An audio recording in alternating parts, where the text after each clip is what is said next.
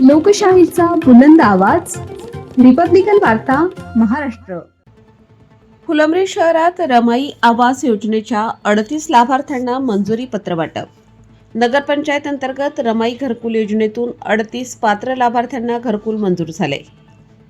फुलंब्री नगरपंचायत अंतर्गत रमाई घरकुल आवास योजनेतून शहरातील 38 पात्र लाभार्थ्यांना घरकुल मंजूर झाले असून गुरुवारी या लाभार्थ्यांना मंजुरी प्रमाणपत्रांचे अधिकृत वाटप नगरपंचायत कार्यालयात करण्यात आले.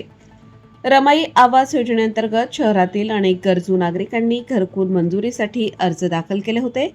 त्यापैकी छाननीअंती पात्र ठरलेल्या 38 नागरिकांच्या घरकुलांना प्रशासकीय मंजुरी मिळाली आहे.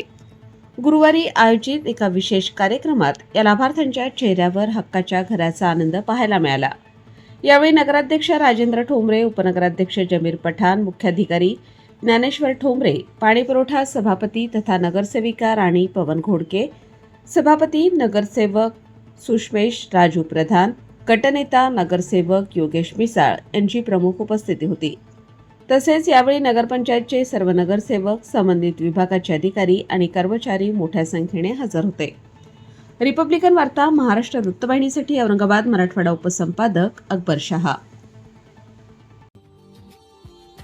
Subscribe now and press the bell icon. Never miss an update.